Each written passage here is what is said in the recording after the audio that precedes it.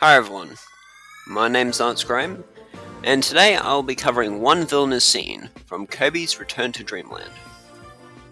Okay, now hear me out.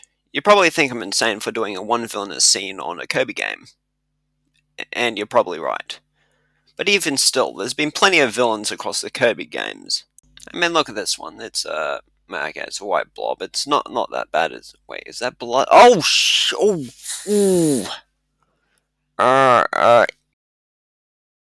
I think it's easy to see that Kirby has had its fair share of gruesome bosses. But what we need is a really villainous boss, one that's like makes you hate them. And Kirby's Return to Dreamland has a really good example. But I think we should give you a bit of context on the game for those who haven't played it. Anyway, Kirby's Return to Dreamland's story is as basic as it gets. An alien called Magolor crashes his ship, and he asks you to fix the ship by getting each of the 5 missing pieces from each of the bosses from all 5 different areas of the world, even though that some of the ship parts make no sense on a damn spaceship. I mean, why does a spaceship need a bloody mast? Why does it need oars? It doesn't make any sense. But needless to say, he asks your help. By the way, I should probably mention that there's 120 little ship parts to collect throughout the levels, so have fun with those. Anyway, where were we? Right, villainous scene. Well, when you come to the final boss of Area 5, you fight the Grand Duma. And wait, what? What do you mean there's 2 more areas? Alright. Okay, so it seems that there's actually 2 more areas after assembling the ship.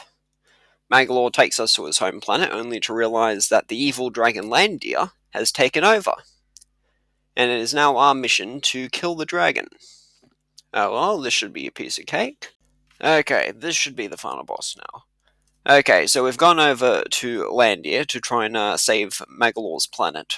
And he's dead. Okay, well, this is great. Yay, we beat Landia! That was pretty anticlimactic. Well. Wait. Right. Hey, Magolor, mate, how you going? Hey, wait, what are you doing? Hey, wait, what are you doing? Stop, put that kind away, stop. You lying son of a... I'm gonna pause it right there. You see, this is how someone may react to this realization that Magolor, our best bud, was secretly the villain all along. Now look, I'm not going to pretend that this is an original concept, that it's never been done before. But let's be honest, okay? How often do you see it where the only reason you're playing this game is because your character, out of the kindness of their heart, decided to help someone in need, and then have that person use that kindness against you?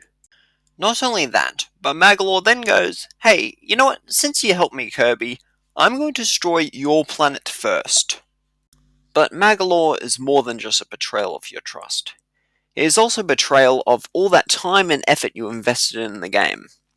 Every single boss you beat, in a way, helped Magolor. Every single tiny orb that you collected, all 120 of them, part of a Magolor ship. Landia was completely innocent, but even still, you beat him just because Magolor told you so. Oh, did you think I was done? There is still one more thing that shows how evil Magolor is.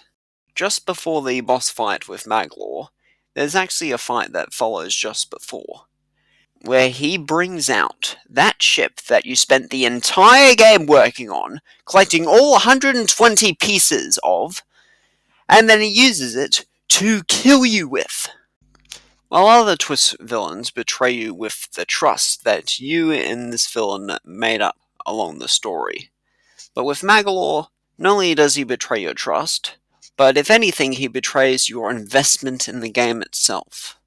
Because every moment you played the game, you were in some way helping him. And there's really no game without Magolor's manipulation. But let's be honest, okay? This is a Kirby game. But that's not necessarily a bad thing. If anything, that makes it more interesting. Because Kirby games are often for kids, which means that this may be the first betrayal that a kid might experience in the game. A lot of times you will remember your first time in anything. First video game you've played, first movie you watched, and in Magolor's case, he may be the player's first time that they've ever been betrayed by a character in a game. That's going to be a betrayal that that kid remembers for a very long time. I mean, I still remember.